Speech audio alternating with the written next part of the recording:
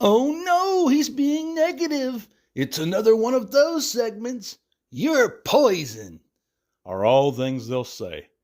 And I don't care. We're going to talk about some stuff right now on Transformers Talk Raw.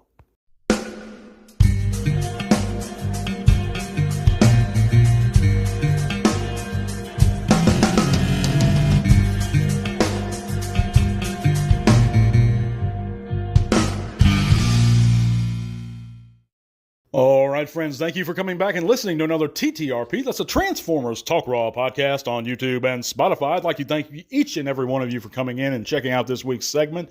This is going to be a head scratcher, a questionable one, as they say, one filled with all kinds of intrigue and maybe a little drama, but that's not my intention. My intention, as always, is to remain unscripted and as honest as possible about my thoughts and opinions, guys. And this week, we're going to be covering the one huge problem I've seen for decades in the Transformers fandom and community. But before we get into that, guys, if you haven't heard, you can click all those great links in the description below. It's going to take you to all kinds of cool stuff, including our Facebook group. You can share your own channels or pages. We'll be real glad to see you guys.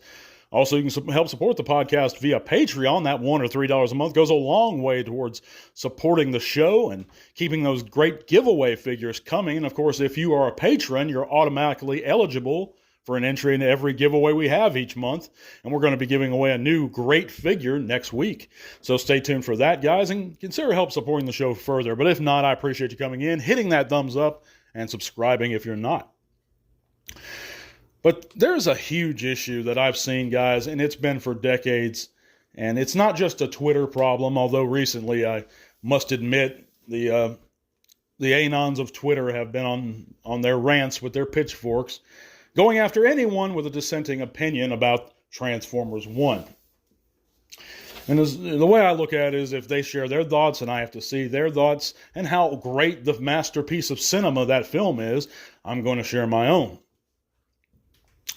But that's not the problem, okay? Twitter's not the problem whatsoever. This goes back to other content creators. This goes way back to 2011 when, I'll give you an example, when Warbot Defender came out, the third-party Springer. Right before the Generations Thrilling 30 Springer was released, they had this third-party one. And everyone said that Hasbro wasn't going to make a Springer. And every time I told them Hasbro is going to make a Springer, you guys just need to be patient and wait, and they'll make one. And I was told I was wrong. Shut up. And this is the problem overall, guys. The Transformers fandom and community, whether it's a content creator or an anon on Twitter or somewhere else, they cannot handle a contrary opinion. If you disagree with the populace, you're wrong and you need to shut your mouth. And I just find that to be so idiotic. And it's something that's been going on for, like I said, for many, many decades. It went on TFW. In the year 2000. It's still going on there. That's how they run that place, as a matter of fact, those administrators and moderators there. And that's why I haven't been a part of that community for many, many years. Probably about 15 now. It's if you disagree with somebody, you're not tolerated. That's not how I run my show, and people have accused me in the past, incorrectly, I might add, of not being able myself to handle contrary opinion. But if you go back and look at other segments that are very controversial, people have been disagreeing with me for years about issues like Prime versus Prime, about issues like Transformers 1, go and look at the comments of those segments, guys, and you can find people that disagree with me. I don't have a problem with people that disagree with me, unlike the majority of fans.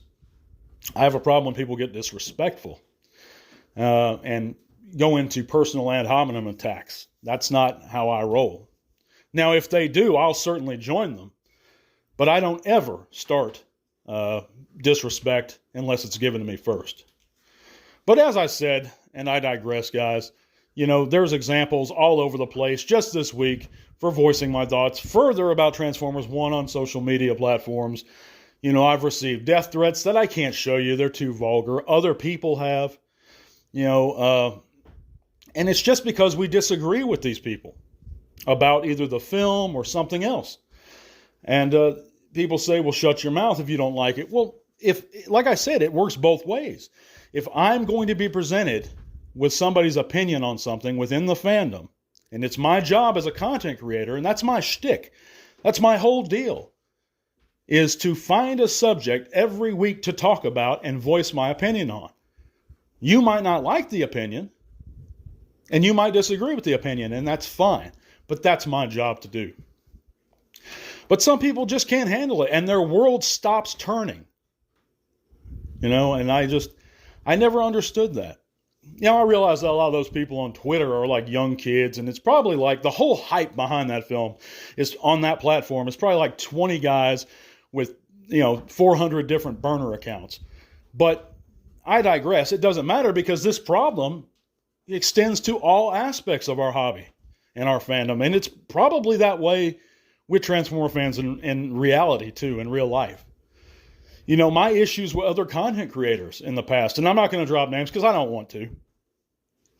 It's based off of the fact that they cannot handle a contrary thought. When I've given, and I'm thinking of one in particular, when I've given a very respectful contrary thought to someone who I believed was a friend, they weren't at all, but at the time I believed they were, about just some topic, they could not handle it. Their skin was so thin that they broke. And they became disrespectful, and that's how that snowball happened. And it goes that way with every single thing.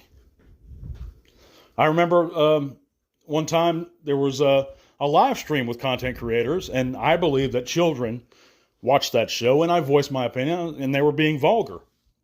And I said, hey, to one of them privately. I didn't even call him out publicly. I went to him privately, and I said, dude, don't you think it was a little uncalled for, all those kind of inappropriate jokes when kids might be watching this? And he couldn't handle it. His skin was thin like all of them. And he went off and resorted to ad hom and stuff like that. So I'm not down for that. I never have been. It's fine to disagree. We should all voice our opinions. My thoughts are no more valid than anyone else's, but your thoughts are damn sure no more valid than mine. Now, if you like Transformers 1, and this isn't about Transformers 1, but if you like that film, I'm glad you liked it. I didn't. And if you follow me on Twitter, you sign up to hear Matt say what he thinks about shit. If you listen to the podcast, you sign up as saying, I want to hear what this man has to say about something, because this man's been in the hobby for 40 years.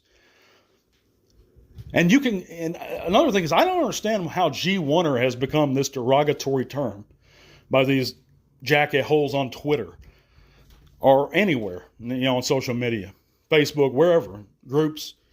Why is G1 a derogatory term, G1er? Without G1ers, there would be nothing today. Without the name, War Dawn, or without War Dawn, the episode of Sumbo, there would be no Orion packs. There would be no Transformers 1 as you know it.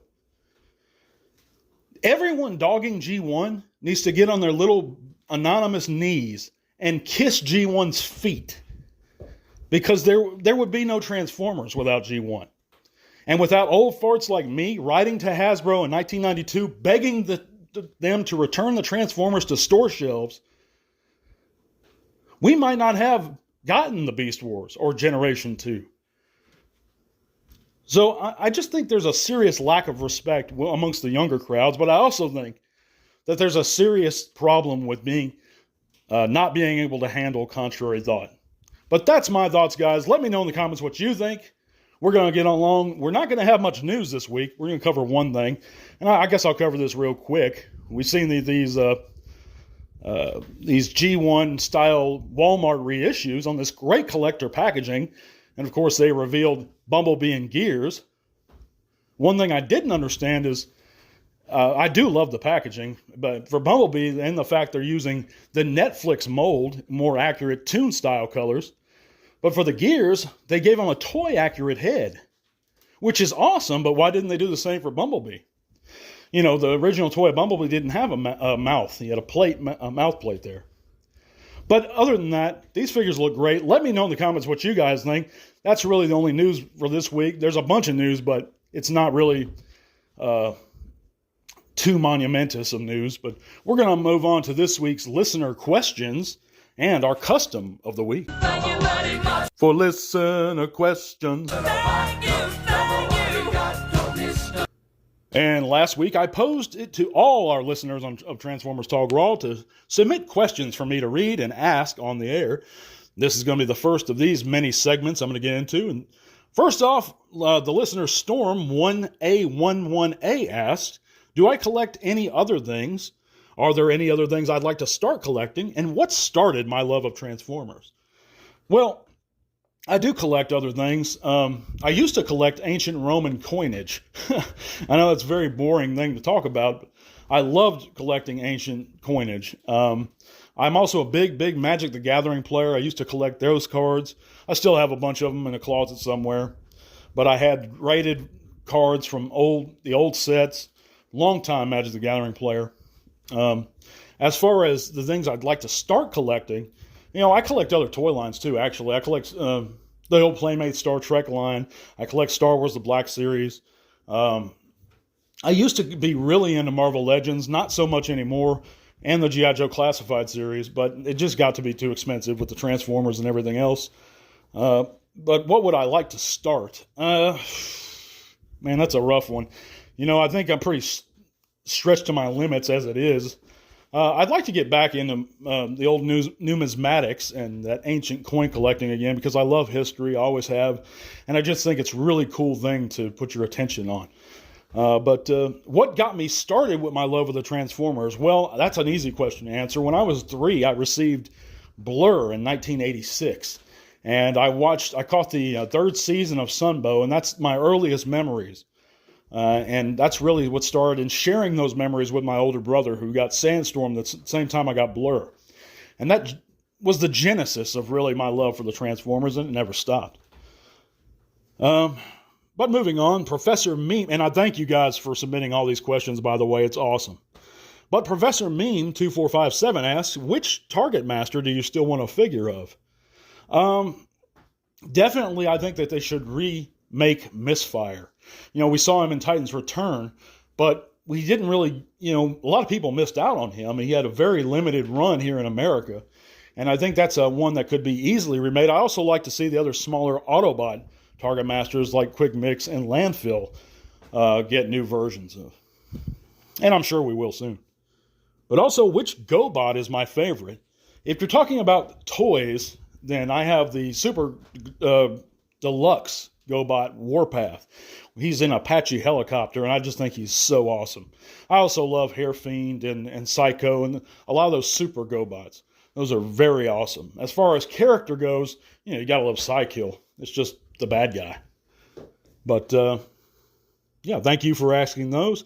Deborah David 585 asked, did you have any Transformers that had GPS growing up, and how long did they last? Originally, the first one I think I ever got was the G2 Slingshot. And if I recall correctly, he did not last very long at all. His arm snapped right off. But I also own figures like the original Transmetal Beast Wars Megatron. And he actually lasted a good while.